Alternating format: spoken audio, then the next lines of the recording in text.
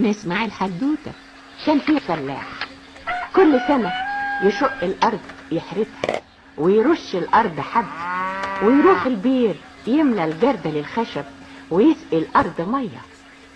الحب يطلع قمح يطحن وياكل ويبيع ويشتري ويعيش.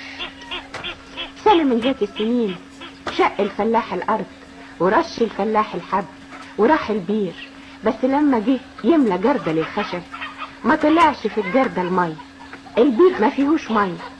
والفلاح زعلان، هيسقي الأرض ايه؟ الحب مش هيشرب ومش هيطلع زرع وما هيبقاش فيه قمح ولا ذرة. الفلاح زعلان، ده ما فيش مية.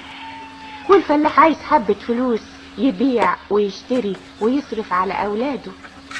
الفلاح قال أفكر في واحد كده يكون غني وقلبه فيه حبة رحمة يمكن يساعدني.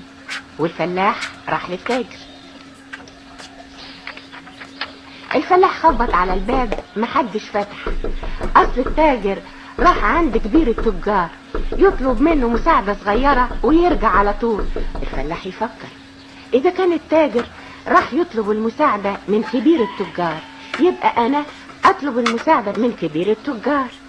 كبير التجار عنده فلوس أكتر وأغنى من التاجر، أروح له يمكن يساعدني. والفلاح راح لكبير التجار، خبط على الباب محدش فتح. الله، أمال راح فين؟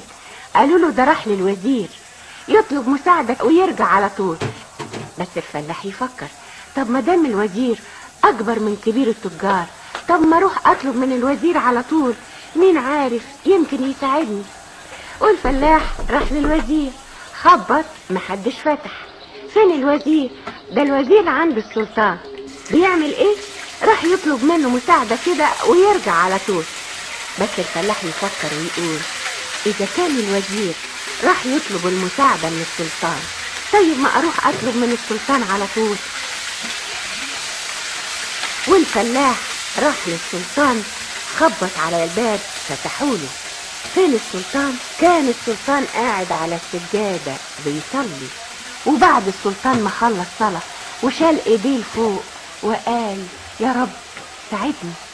شاف الفلاح كده قال سبحان الله، التاجر بيطلب المساعدة من كبير التجار، وكبير التجار بيطلب من الوزير، والوزير بيطلب من السلطان، والسلطان بيطلب من ربنا.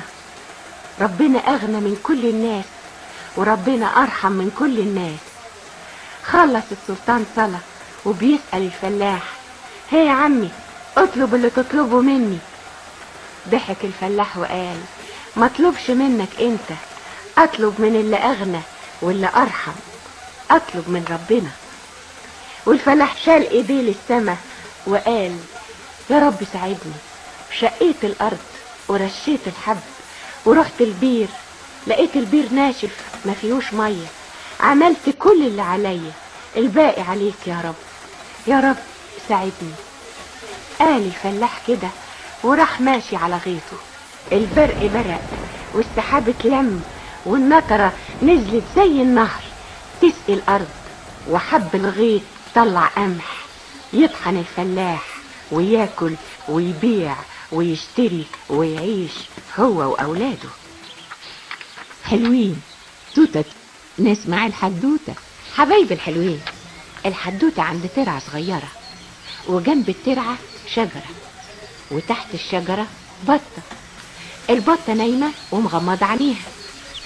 العصافير فوق الشجرة قالوا 1 2 3، يلا كله مرة واحدة زقزقة زقزقة زقزقة.